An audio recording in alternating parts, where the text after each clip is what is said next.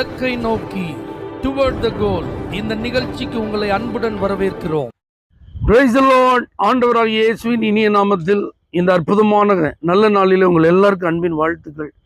ரோமர் 4:19 அவன் விசுவாசத்திலே பலவீனமாக இருக்கவில்லை.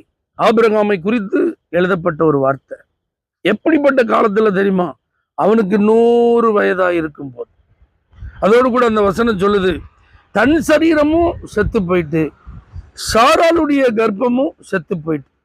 ஆனா இவைகளை எல்லாம் அவன் பொருட்டாக எண்ணவே இல்லை. அதற்கு பதிலாக அவன் செய்த ஒரு காரியம் என்ன அப்படின்னா, தேவன் வாக்குத்தத்தம் பண்ணினதை நிறைவேற்ற அவர் வல்லவராய் இருக்கிறார் என்று முழு நிச்சயமாய் நம்பி, வசனம் சொல்லுது, தேவனை மகிமைப்படுத்தி விசுவாசத்தில் வல்லவன் ஆனான். அப்ப இவன் தன்னுடைய வயதை பார்க்கல. அது மாத்திரம் அல்லாமல் சாராளுடைய கர்ப்பம் செத்து போனதை அவன் பார்க்கல. தன்னுடைய சரீரம் செத்து போனதை பார்க்கல.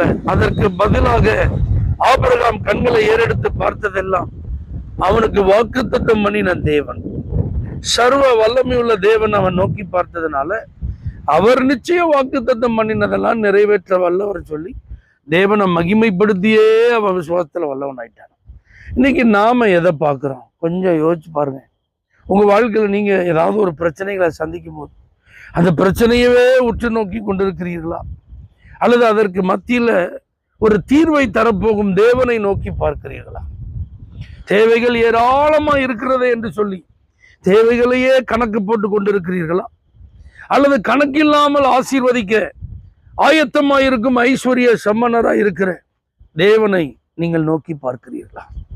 தீர்க்கப்படவே முடியாத ஒரு பிரச்சனையில நான் சிக்கி இருக்கிறேன்னு சொல்லி அந்த நெருக்கத்தை குறித்த சிந்தை, அந்த நெருக்கத்திலேயே உழன்று கொண்டிருக்கிற கவலை, இதையே யோசிச்சுட்டு இருக்கீங்களா?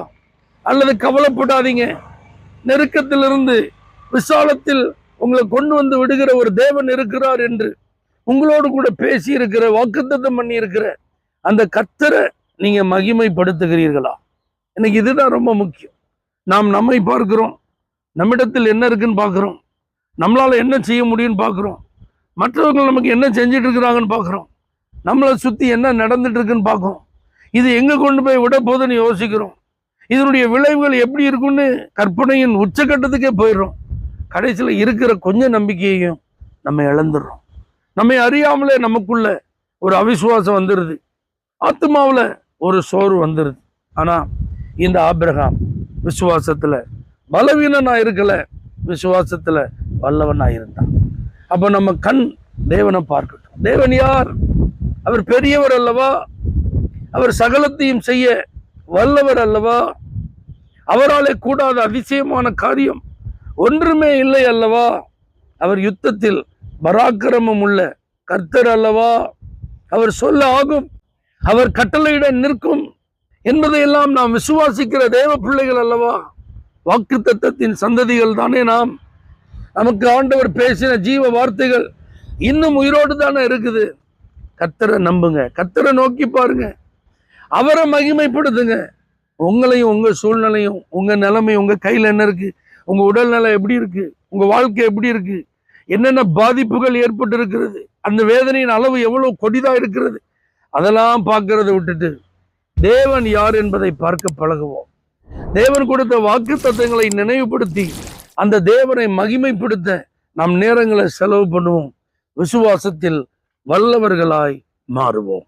பரலோக தேவனே, ஆபிரகாமை போல எங்கள் அனைவரையும் விசுவாசத்தில் வல்லவர்களாய் மாற்றுவீராக. இயேசுவின் நாமத்தில் பிதாவே, ஆமென். For prayer contact, Pastor J. J. Kumar, El Shaddai Ministries, 9500252586, Surandai.